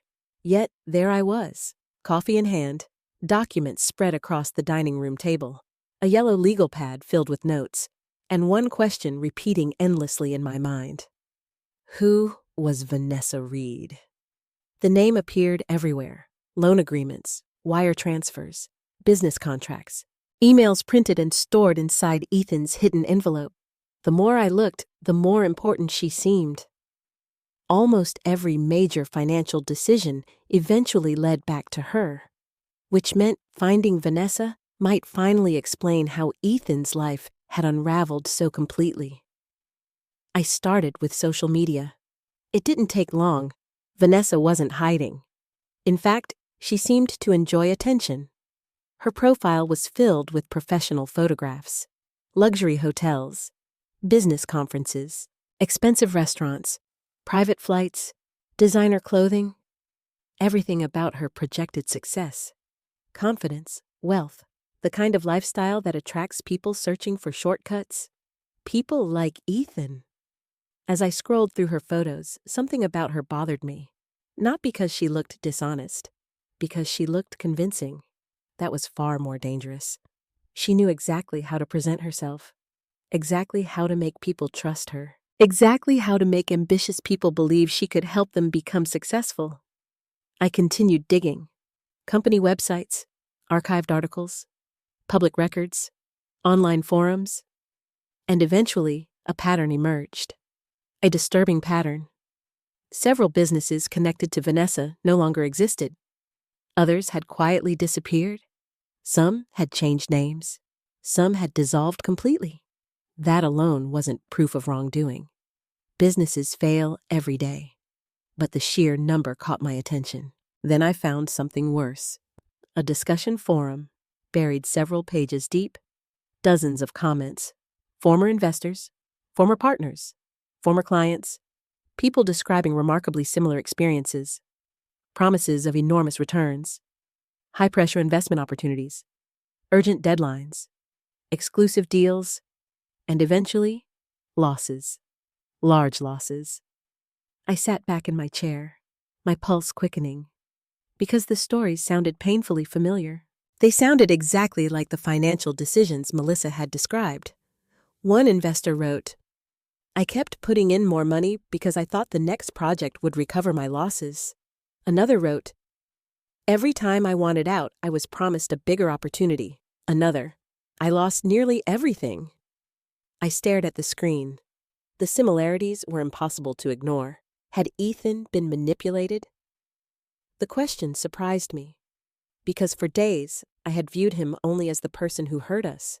The liar, the deceiver, the man who forged signatures and hid debt. But now another possibility emerged. What if Ethan had started as a victim? What if someone had convinced him that one risky decision could solve everything, then another, until he became trapped? The thought didn't excuse his actions. Nothing could excuse what he had done. But it complicated the story, and life is often more complicated than we want it to be. Around noon, Melissa called. "Did you find anything?" I looked at the pages of notes covering my table. Maybe. I told her everything. The business failures, the investor complaints, the patterns, the stories. When I finished, she was quiet for several seconds. Then she sighed. "That sounds exactly like Ethan. What do you mean?" "He always believed he was one big opportunity away from fixing everything." The sadness in her voice broke my heart, because she wasn't speaking about money. She was speaking about hope, false hope, dangerous hope, the kind that keeps people digging deeper instead of climbing out. Did he ever talk about Vanessa? Not much. Why not? Melissa laughed bitterly. Because every time I asked questions, he became defensive. That answer didn't surprise me. Not anymore. Defensiveness had become Ethan's second language. The conversation continued, and gradually more details emerged. Melissa remembered late-night phone calls, weekend trips she couldn't explain, sudden optimism after devastating financial setbacks, then crushing disappointment a few weeks later. The cycle repeated again and again. Hope, risk, loss, bigger risk, bigger loss, until eventually reality became impossible to avoid. What happened when the money started running out? I asked. The silence that followed was telling. Then Melissa answered quietly. He borrowed more. Of course he did. The realization felt almost inevitable. Debt rarely appears all at once. It grows, slowly, quietly, one decision at a time, until suddenly the number becomes impossible to comprehend. After we ended the call, I returned to the documents. This time, focusing specifically on Vanessa. And that's when I found something interesting. A series of transfers. Large transfers. Thousands of dollars moving from Ethan's accounts to businesses connected to Vanessa. Some were labeled investments, others consulting fees, others partnership contributions. The descriptions changed. The money kept flowing. And the amounts were staggering. By my rough calculations, Ethan had transferred well over $200,000 over several years. Maybe more. Far more. I stared at the numbers, trying to understand, trying to imagine the conversations, the promises, the dreams. How many times had Ethan convinced himself that the next investment would save him? How many times had Vanessa reassured him? How many times had he ignored warning signs because admitting failure felt too painful? The questions lingered, but one answer was becoming increasingly clear. Vanessa didn't create Ethan's problems. She amplified them. His own choices created the disaster. She simply gave those choices somewhere to go. That realization mattered, because it prevented me from making the mistake many parents make. The mistake of blaming outsiders for everything. Vanessa might have influenced him, but Ethan was still responsible. He signed documents, he took loans, he lied, he hid information, he made decisions. Painful decisions, destructive decisions. His responsibility remained. Late that afternoon, another memory surfaced. A memory I hadn't considered before. Nearly 2 years earlier, Ethan had attended a family barbecue. I remembered him standing on my back porch, talking excitedly about a new business partnership. A partnership that would supposedly transform everything. At the time, I barely listened. Business conversations bored me. Now I remembered something specific. A name, not Vanessa, a phrase. She's brilliant. Those had been Ethan's exact words. She's brilliant. At the time, I assumed he was discussing a colleague. Now I wondered, had he been talking about Vanessa? Had the admiration started long before the debt, long before the secrets, long before the lies? The possibility unsettled me. Because admiration can become dependence, and dependence can become blindness, especially when money is involved, especially when pride is involved, especially when failure becomes unbearable. As evening approached, I gathered the documents into neat stacks. For the first time since discovering the debt, a broader picture was beginning to emerge. Not the full truth, but enough to understand the shape of the disaster. Ethan wasn't simply reckless. He wasn't simply dishonest. He had become trapped inside a cycle built on ambition, pride, fear, and desperation.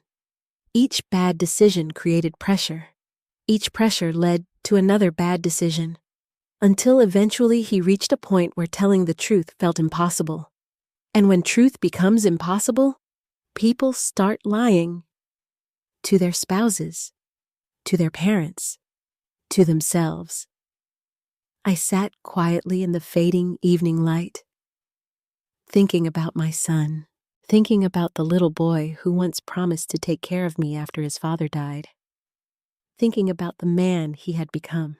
And for the first time, I understood something important. Ethan wasn't just running from debt. He was running from shame. The debt threatened his finances. The shame threatened his identity. And shame can make people do terrible things, including hurting the people they love most. But as heartbreaking as that realization was, an even bigger confrontation was approaching. Because very soon Ethan would discover that Melissa and I were uncovering the truth. And when cornered people realize their secrets are collapsing, They don't always react rationally. 3 days later, everything exploded. Not gradually, not quietly. Exploded.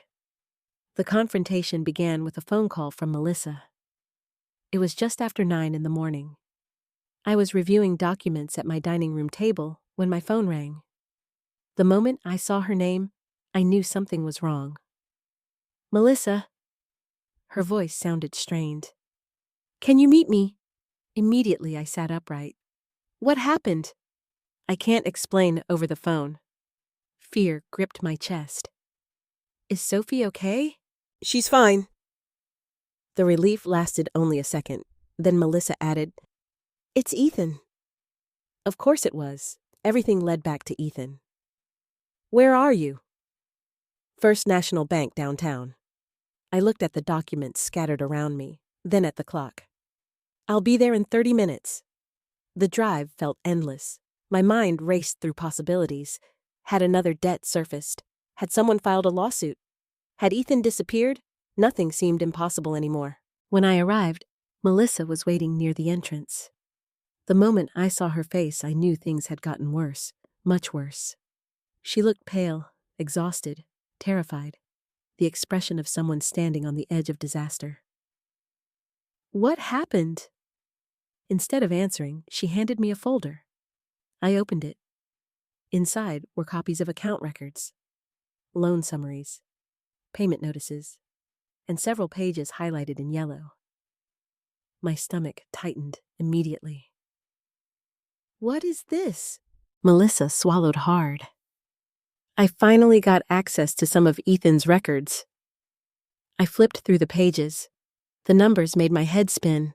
Loan balances, interest charges, past due amounts, penalties. Every page looked worse than the last. Then I reached the final sheet and froze. Total obligations estimated $612.784. For several seconds I simply stared, unable to process the number, unable to believe it. The debt wasn't $483,000. It was over $600,000, more than $500,000. The room seemed to tilt. I gripped the folder tightly. "Melissa?" My voice barely worked. "Is this accurate?" She nodded. Tears appeared instantly. "I think so." "Think so." The uncertainty terrified me even more, because if Melissa still wasn't certain, there might be additional debt nobody knew about. The thought made me physically ill. "What happened?" The question escaped before I could stop it. "What happened to my son?" Melissa looked away, toward the bank lobby, toward the customers entering and leaving, anywhere except me. Then she whispered, "He couldn't stop." The answer sounded simple, but I understood, because addiction isn't always gambling, or alcohol, or drugs. Sometimes it's risk, sometimes it's hope, sometimes it's the belief that the next opportunity will solve everything, the belief that one more decision can erase all previous mistakes. And by the time reality catches up, the damage is catastrophic. Melissa and I sat in the bank's small consultation area. A financial officer had agreed to review some documents with us, not because we were authorized on Ethan's accounts, because several records involved my property, my house. The realization still felt surreal. The officer, a middle-aged woman named Karen, entered carrying additional paperwork. She sat across from us, professional, careful, sympathetic. The combination frightened me. People only become that careful when discussing terrible news. "Mrs. Cook," I nodded. "We reviewed the documentation you provided." I swallowed. "And," Karen opened a file, "there appear to be several irregularities." Irregularities. Such a polite word for something so ugly. "What kind of irregularities?" She hesitated, choosing her words carefully. "Some signatures may require further verification." My heart pounded. Verification. Another polite word. I knew what she meant. Forgery. She simply couldn't say it yet. Karen continued. There are also concerns regarding collateral assignments. Collateral, the word immediately caught my attention. My house. She nodded slowly. Yes. The room became silent. I looked at Melissa. Melissa looked at me. Neither of us spoke, because neither of us knew what to say. Then Karen asked a question. Have you personally authorized any loans using your property? No. The answer came instantly, without hesitation, without doubt. No. Karen wrote something down, then nodded. I understand. A cold sensation moved through my chest, because for the first time, someone outside the family was acknowledging what I already suspected. This wasn't merely debt. This was fraud, potentially criminal fraud, and somehow my son was at the center of it. The meeting continued. More questions, more documents, more explanations. Each answer revealed another layer of the disaster. Then something unexpected happened. The door opened, and Ethan walked in. For a moment, nobody moved. Nobody spoke. Nobody even breathed. I stared at him. He stared at me. Then Melissa. Then the banker. The color drained from his face instantly. He knew. Immediately. He knew exactly why we were there. Ethan, Melissa whispered. His eyes widened. What are you doing? Nobody answered, because the answer was obvious. Finding the truth. The silence seemed to infuriate him. What is this? His voice grew louder. What are you doing? Karen stood, professional instinct taking over. Sir, this doesn't involve you. The sharpness of his response startled everyone, including himself. I could see it, the moment he realized he had lost control. His breathing became uneven. His hands trembled. His eyes darted around the room, like a trapped animal searching for an escape. Ethan, my voice remained calm. Sit down. No. His answer came instantly. We're leaving. Melissa stared at him. No? One word. Quiet, firm, powerful. The room froze. Because Melissa had never challenged him publicly before. Not like this, not directly. And Ethan knew it. The surprise on his face was obvious. What? We're not leaving. The words landed like a hammer. For several seconds, nobody moved. Then Ethan laughed. A short, bitter, humorless laugh. You've turned my family against me. I felt anger rise inside me. Not because of the accusation, because of the victimhood, the endless victimhood. No, Ethan. I stood. You did that yourself. The silence that followed felt enormous, painful, necessary. For the first time since this nightmare began, nobody rushed to comfort him. Nobody softened the truth. Nobody pretended. The reality stood exposed between us, raw and ugly. Then Ethan said something that revealed more than he intended. If I lose this, his voice cracked. The anger vanished, leaving only fear, pure fear. If I lose this, everything's gone. There it was, finally, honesty. Not complete honesty, but real emotion, real fear. The mask had slipped. I looked at my son, really looked at him, and suddenly I saw the truth, not the lies, not the manipulation, not the debt, the truth underneath. He was exhausted, terrified, broken. The weight of years of deception had finally become too heavy, but that didn't erase the damage. It didn't erase the forged signatures, or the lies, or the betrayal. It simply explained them. Ethan, my voice softened slightly. What have you done? The question hung in the room. For several seconds he said nothing. Then he lowered his eyes. And for the first time since this nightmare began, my son looked ashamed, truly ashamed, not defensive, not angry, ashamed, which meant something important. The truth was finally getting close, very close, and soon Ethan would no longer be able to hide from it. Not from me, not from Melissa, and most importantly, not from himself. What have you done? My question hung in the air. The small conference room had become unbearably quiet. Even Karen, the bank officer, remained silent. Nobody moved. Nobody spoke. All eyes were on Ethan. For the first time since this nightmare began, he wasn't arguing. He wasn't deflecting. He wasn't blaming anyone.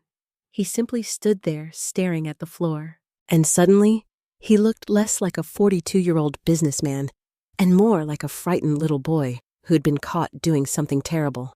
The resemblance to the child I once knew almost broke my heart. Almost. Then I remembered the forged signatures. The lies. The debt. And the feeling past. Ethan. My voice remained steady. Look at me. Slowly he lifted his head. The shame in his eyes was impossible to miss. What happened? For several seconds I thought he might stay silent. Then something inside him finally cracked. Not dramatically, not all at once, just enough. His shoulders sagged. The anger disappeared. The defensiveness disappeared. Even the desperation seemed to fade, leaving only exhaustion. Complete exhaustion.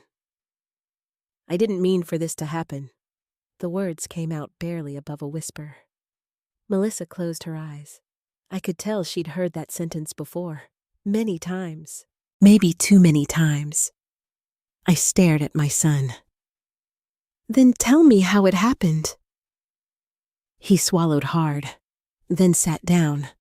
For the first time, he looked defeated, truly defeated. And finally, he began telling the truth. It started 4 years earlier, just as Melissa had said. His consulting company lost several major contracts. Revenue dropped sharply. Expenses remained high. At first, he believed the situation was temporary. A rough season. A setback. Nothing more. I thought I could fix it. The sadness in his voice surprised me. I honestly thought I could. I believed him, because that was exactly how these situations usually begin. Not with greed, not with fraud, with confidence, overconfidence. The dangerous belief that failure is impossible.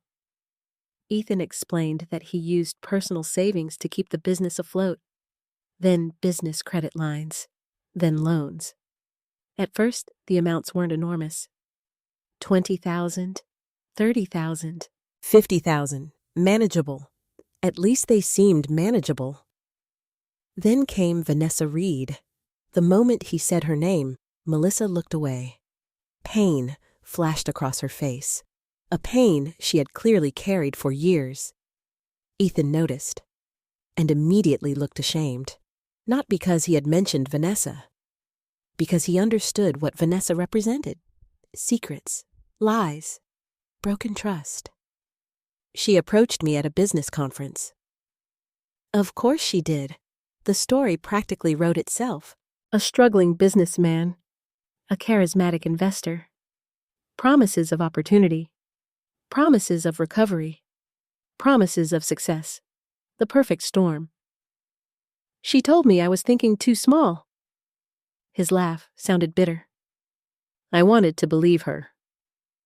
I nodded slowly, because now I understood something important. Vanessa didn't sell investments. She sold hope. And hope is incredibly valuable to desperate people, especially people terrified of failure. According to Ethan, the first investment actually worked. He made money, not a fortune. But enough to believe Vanessa knew what she was doing, enough to trust her, enough to invest again, then again, then again. The pattern felt painfully predictable. Success creates confidence. Confidence creates risk. Risk creates exposure. Eventually, reality arrives, and reality is rarely kind. The fourth major investment collapsed, then another, then another. Hundreds of thousands of dollars disappeared. Gone. Lost. Never returning. At that point, Ethan should have stopped, should have admitted the truth, should have accepted the loss. Instead, He did what many desperate people do. He doubled down, then doubled down again and again, until the debt became impossible to escape. I couldn't tell anyone. His voice cracked. I couldn't. Why? The question escaped before I could stop it, because that part still didn't make sense to me. Why not tell your wife? Why not tell your mother? Why not ask for help? The answer came immediately. Because he already knew. Because I was ashamed. The honesty stunned me. Not because it was surprising, because it was the first truly honest thing he'd said in a very long time. I built my entire identity around being successful. His eyes filled with tears. When things started falling apart, I couldn't admit it. Melissa quietly began crying. Not loudly, not dramatically, just the exhausted tears of someone who had waited years to hear the truth. I kept thinking I could fix everything before anyone found out. There it was, the trap, the lie people tell themselves. Just one more month, one more deal, one more opportunity. Then everything will be okay. Except it never works that way. Problems grow in darkness, especially financial ones. I listened silently as Ethan continued. Each confession felt heavier than the last. The hidden loans, the secret accounts, the forged documents, the manipulation, the lies. Then we reached the part I feared most. My name, my house, my signatures. The room became completely silent. Ethan. My voice sounded strangely distant. Did you forge my signature? He closed his eyes. For several seconds he couldn't answer. Then he nodded. The movement was small, tiny, yet it felt like an earthquake. Because hearing the truth is very different from suspecting it. Suspicions leave room for hope. Confessions destroy it. I stared at him, unable to speak, unable to breathe, unable to think. My son had forged my signature. Not a stranger, not a criminal, my son. The little boy I had raised, the child I had protected. The man I trusted more than anyone. The betrayal hit harder than any number on any loan document. Harder than the debt. Harder than the lies. Harder than everything, because money can be recovered. Trust is different. Trust is fragile. Once broken, it never returns exactly the same. Tears blurred my vision. Not because of the financial damage, because of the emotional damage, because of what this confession meant. Then Ethan said something that shocked everyone, including Melissa, including himself. I called you a parasite because I needed someone else to blame. The room froze. Every muscle in my body tightened. He continued speaking before anyone could interrupt. I knew what I had done. His voice shook. I knew how wrong it was. Tears rolled down his face. And the more guilty I felt, the more I convinced myself you were part of the problem. The confession felt brutal, painful, yet strangely important. Because for the first time, Ethan wasn't lying. He wasn't rewriting history. He wasn't making excuses. He was exposing the ugly truth. The word parasite had never been about me. Not really. It had been about him, his guilt, his shame, his self-hatred. If he could make me the villain, then he didn't have to face what he had become. The realization hurt, but it also made sense. People rarely attack others because they're strong. They attack because they're weak, because they're scared, because they're drowning. And Ethan had been drowning for years. Unfortunately, he had dragged everyone else underwater with him. I looked at my son, really looked at him, and for the first time since this nightmare began, I saw the full picture. Not a monster, not a victim. A deeply flawed man who had allowed fear and pride to destroy his judgment. A man responsible for enormous harm, but still my son. And somehow That made everything harder. Not easier, harder. Because love doesn't disappear when trust is broken. It simply becomes painful. Very painful. And now another decision was approaching. A decision that would determine whether our family survived this disaster or collapsed completely. The decision facing our family wasn't about money anymore. Not really. Money was simply the damage we could measure. The real question was whether trust could survive what Ethan had done. And none of us knew the answer. After the meeting at the bank, nobody wanted to talk. Melissa went home. Karen continued her paperwork. And Ethan and I sat alone in a small conference room. For the first time in years, there was nowhere left for him to run. No excuses, no distractions, no new investment, no new lie, just consequences. He sat across from me with his hands folded, staring at the table, looking completely defeated. I studied his face. The exhaustion, the guilt, the shame, the grief. All of it was real. And somehow that made the situation even more heartbreaking. Because it would have been easier if he were simply cruel, easier if he were selfish, easier if he didn't care. But he did care. He cared deeply. The problem was that he had spent years making terrible decisions while convincing himself he was protecting everyone. A dangerous combination. "Mom?" His voice broke the silence. I looked up. "I'm sorry." The words were simple, but they carried more weight than anything he'd said so far. For several seconds I didn't respond, not because I didn't hear him, because I didn't know what to say. An apology couldn't erase forged signatures. It couldn't erase sleepless nights. It couldn't erase the fear of losing my home. It couldn't erase Melissa's suffering. It couldn't erase Sophie's confusion. Some wounds don't disappear because someone says sorry. Eventually I nodded. I know. Tears immediately filled his eyes, because he understood what I meant. I know you're sorry, but sorry isn't enough. We sat quietly again. Then I asked the question that had haunted me since the beginning. "Why didn't you come to me?" His face crumpled. The answer arrived instantly, because he'd been carrying it for years. "Because I was afraid." Afraid. Such a small word, yet capable of destroying lives. "Afraid of what?" He laughed bitterly. "Everything." The answer sounded painfully honest. "I was afraid you'd think I was a failure." The confession hurt more than I expected, because nothing could have been further from the truth. "Ethan," I leaned forward. "When your father died, I lost almost everything." He nodded. "I know." "No." I shook my head. "You know the story." His eyes lifted toward mine. "You don't know what it felt like." The room became very quiet.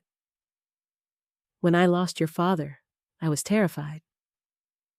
I hadn't spoken about those years in a long time. Maybe because the memories still hurt.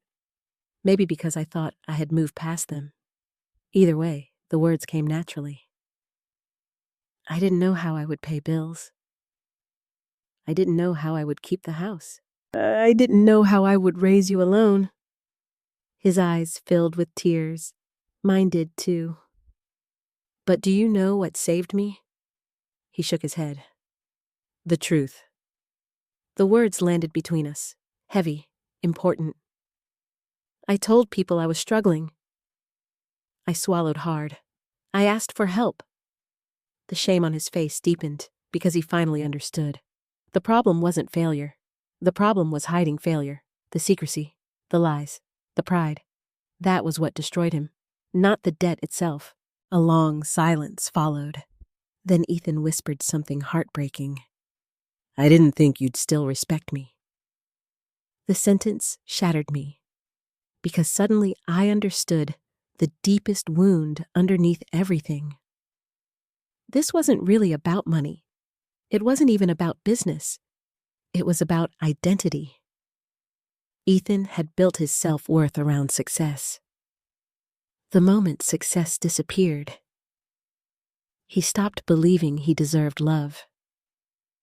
And once someone believes that, they become capable of almost anything, including self-destruction, including betrayal, including ruining the lives of people who care about them. The realization didn't excuse his choices, but it explained them. Hours later, Ethan agreed to do something he had avoided for years.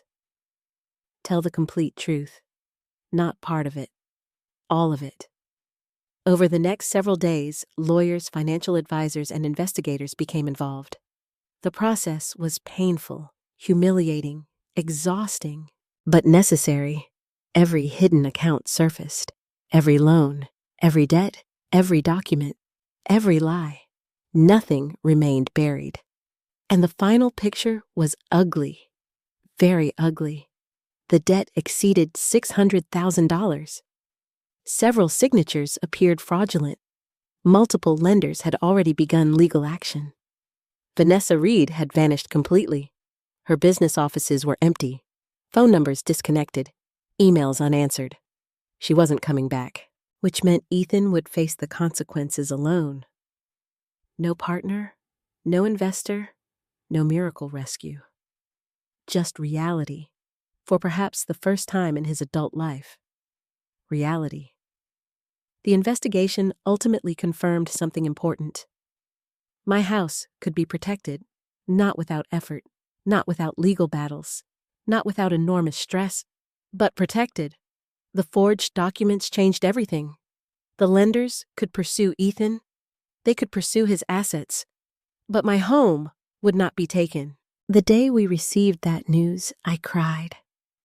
Not because of the property itself, because Thomas's memory would remain safe. Because our family's history would remain safe. Because one thing, at least one thing, had survived the disaster. When I told Ethan, he began crying too, hard, uncontrollably, like a child. At first, I thought he was relieved. Then I realized something else. He was mourning. Not the house, himself, the person he used to be, the person he wished he had remained. Because sometimes consequences don't arrive as punishment. Sometimes they arrive as clarity. And clarity can be brutal, especially when it forces you to confront who you've become. A week later, another important conversation took place. Melissa finally confronted Ethan about Vanessa. The confrontation happened privately. I wasn't there. But Melissa later told me enough. There had never been a formal affair, at least not physically. Yet the emotional betrayal was undeniable. Vanessa had become the person Ethan trusted, the person he confided in, the person he listened to, while shutting out his own wife. The revelation nearly destroyed Melissa, and honestly, I couldn't blame her. Trust had been broken in more ways than one. Still, something unexpected happened. Instead of leaving immediately, Melissa chose distance, not divorce. Not yet. Distance, space, time. Time for Ethan to prove he could tell the truth. Time for her to decide whether forgiveness was possible. Time for wounds to stop bleeding. And perhaps that was the wisest choice of all. Because healing cannot be rushed. Not real healing. Not after damage like this. As the weeks passed, Ethan began selling assets, downsizing, meeting attorneys, working repayment plans, accepting responsibility. It wasn't glamorous. It wasn't inspiring. It was simply necessary. The slow, painful work of cleaning up a disaster. One day at a time. One decision at a time. Exactly the opposite of how the disaster had been created. And for the first time in years, he stopped running. The months that followed were some of the hardest of our lives. Not because of dramatic courtroom scenes. Not because of public scandals. Not because of some sudden miracle that fixed everything. Real consequences are rarely dramatic. Most of the time, they're slow. Painfully slow. One difficult day after another. One uncomfortable conversation after another. One hard truth after another. And that was exactly what Ethan faced. For the first time in years, there were no shortcuts left. No secret investor. No miracle opportunity. No Vanessa Reed promising that everything could still be saved. Only reality. And reality demanded payment. Not just financial payment. Emotional payment. Psychological payment. Moral payment. The price of every choice he had made. 3 weeks after his confession, investigators officially began examining several transactions connected to Vanessa's companies. The news brought mixed emotions. Part of me felt relieved. At least someone was finally asking questions. At least someone was finally looking at the trail of damage she had left behind. Another part of me felt strangely empty, because exposing Vanessa wouldn't undo what had happened. It wouldn't restore trust. It wouldn't erase forged signatures. It wouldn't give Melissa back the years she spent living inside a marriage filled with secrets, and it certainly wouldn't give Sophie back her sense of security. Damage had already been done. The investigation simply revealed how much. As authorities dug deeper, an ugly picture emerged. Several investors had filed complaints. Multiple ventures had collapsed. Money had disappeared. Business records were incomplete. Some companies appeared to exist mostly on paper. Others had been dissolved shortly after receiving large investments. The details were complicated, but the conclusion was simple. Vanessa had left a trail of financial destruction behind her. Unfortunately, that didn't make Ethan innocent, not even close, because every investigator reached the same conclusion. Nobody forced him to sign documents. Nobody forced him to lie. Nobody forced him to forge signatures. Those choices belonged to him, and Ethan accepted that, at least now he did. One afternoon, about 2 months after our confrontation at the bank, he asked if he could visit me. I almost said no. Not because I hated him, because I was tired. Emotionally tired. The kind of tired that settles deep inside your bones. But eventually, I agreed. When he arrived, he looked different. Not dramatically, subtly. The expensive watch was gone. The luxury SUV had been replaced with a modest used sedan. The expensive suits had disappeared. Even the way he carried himself had changed. Less confidence, more humility. For years, I had watched him chase success. Now I was watching him survive failure. And strangely enough, the second version seemed more honest. We sat on the back porch together, the same porch where Thomas and I used to drink coffee on summer mornings. For several minutes, neither of us spoke. Then Ethan finally broke the silence. I started therapy. The statement surprised me, not because therapy was unusual, because Ethan had spent most of his life believing he could solve everything himself. Asking for help had never come naturally to him. "How's it going?" He laughed softly. "Uncomfortable." I nodded. "That sounds about right." For the first time in months, a small smile appeared on his face, then disappeared. "I learned something." "What?" He looked out toward the yard, toward the old maple tree his father had planted decades earlier. "I wasn't actually afraid of failing." I frowned. "What do you mean?"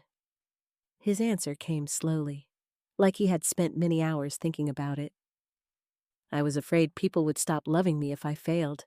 The words hit me harder than I expected, because suddenly, everything made sense.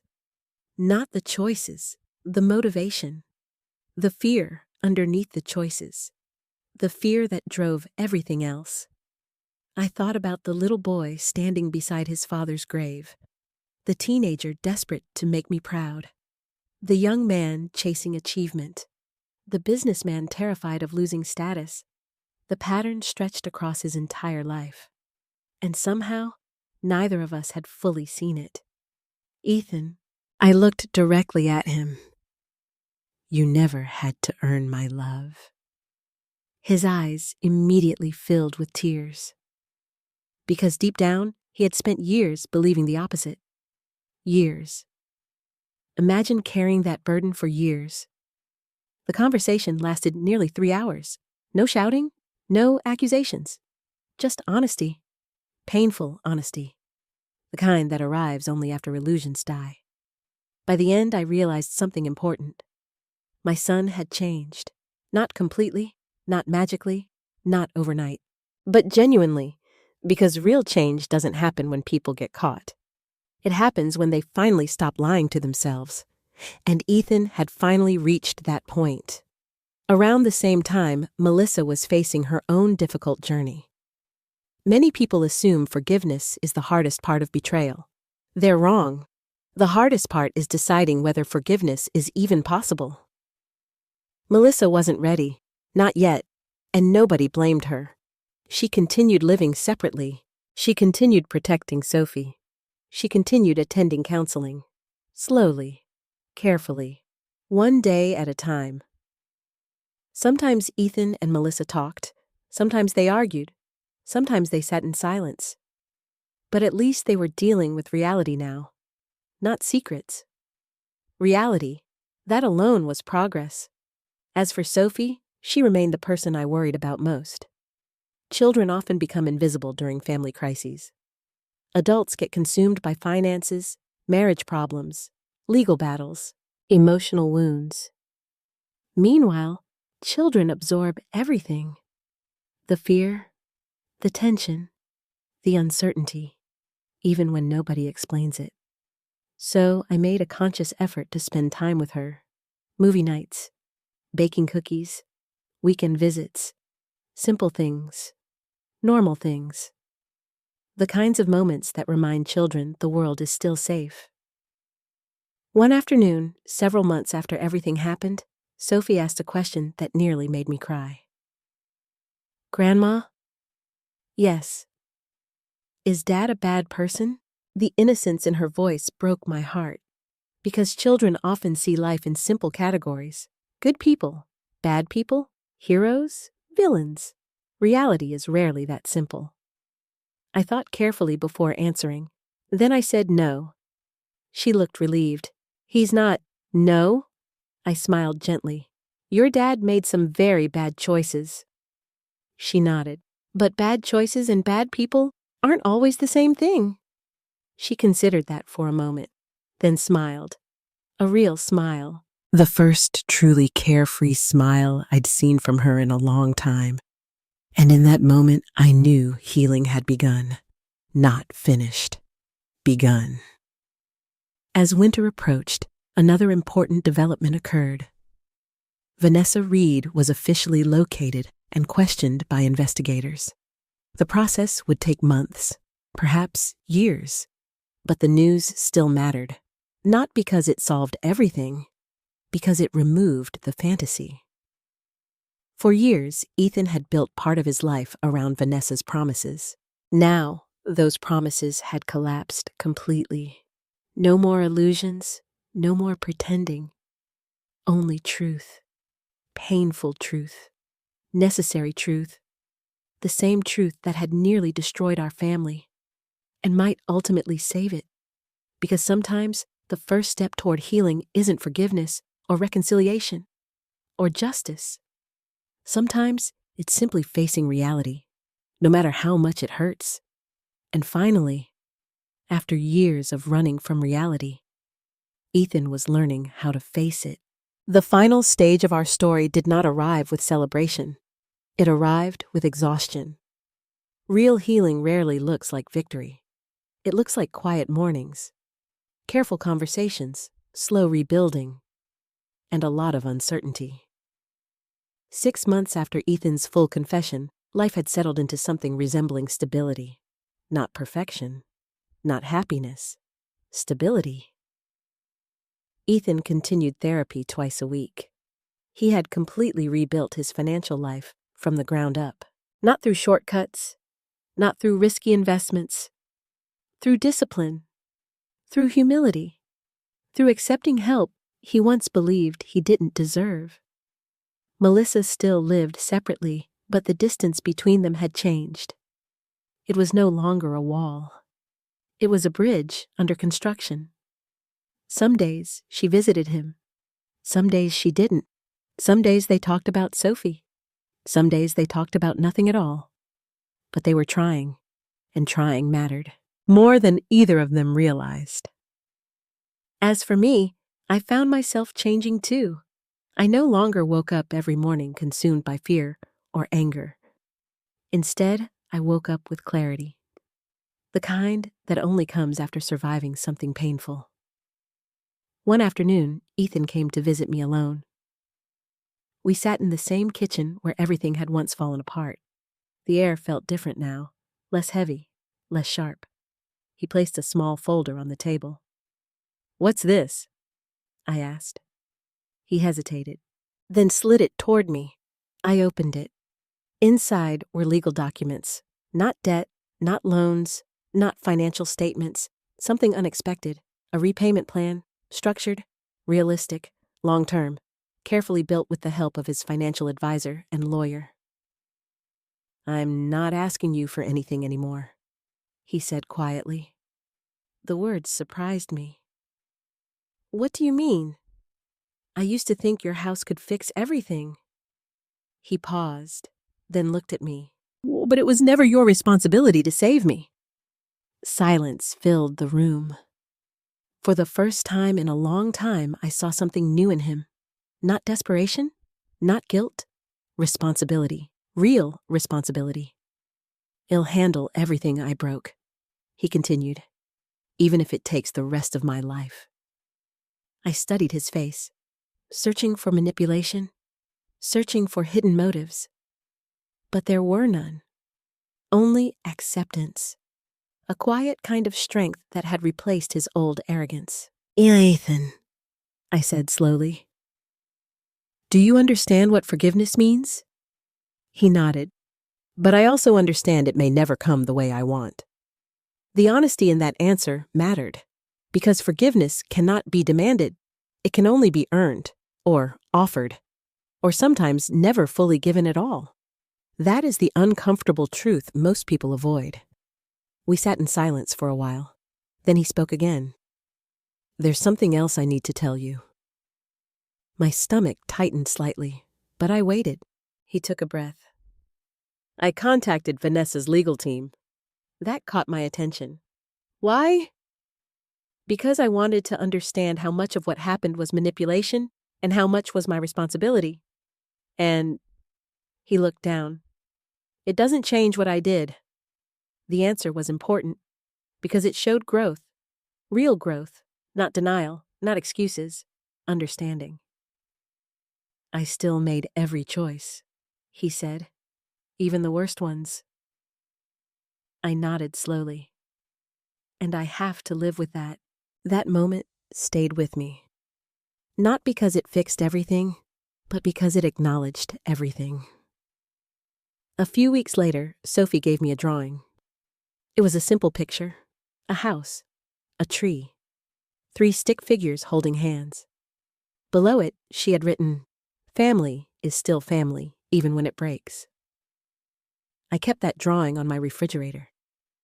Not because everything was healed, but because it reminded me of something important. Broken things can still exist. Broken people can still change, and broken families can still find a way forward. Just not the way they were before. In the end, Vanessa Reed disappeared from our lives completely, legally unresolved, financially destructive, emotionally distant. She became a symbol of something larger, not evil, but consequence, a reminder that not every promise is real, and not every opportunity is safe. As for Ethan, he never stopped paying the price, but he also never stopped trying to become someone better than the man he had been, and that in the end is what mattered most. Because the real truth of our story was never about debt, it was about fear, and how fear, when left unspoken, can destroy even the strongest bonds. But it was also about something else, something quieter, something harder to believe. That even after betrayal, even after lies, even after everything falls apart, there is still a chance, not to return to what was lost, but to build something new, from what remains. And sometimes that is the only kind of hope we are given. Not perfect, not complete, but real. And real is enough.